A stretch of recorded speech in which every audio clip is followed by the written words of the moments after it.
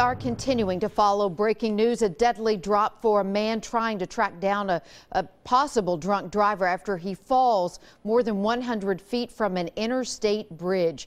This happened on I-40 right next to the Percy Priest Dam and the Stones River Greenway.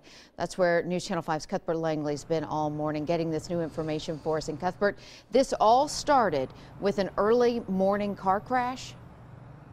It did, Amy. Around 2 o'clock this morning, Metro Police say a man, Nathan Albright, crashed on the Interstate 40 West Bridge right near Stewart's Ferry Pike. Let me step out and show you exactly where we are talking about. This bridge right here, you see those cars going over.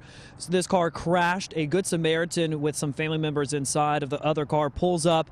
He speaks with a female driver who just happened to be on the side of the road at the time of the accident. She tells that Good Samaritan she thinks the driver that crashed fell over the side of the bridge.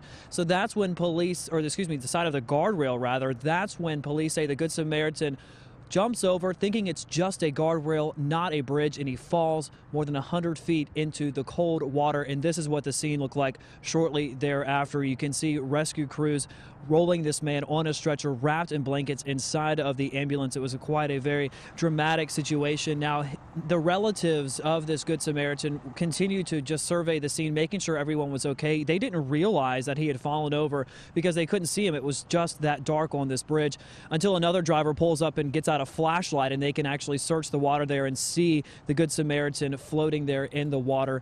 Obviously, those relatives run down to the river trying to help him.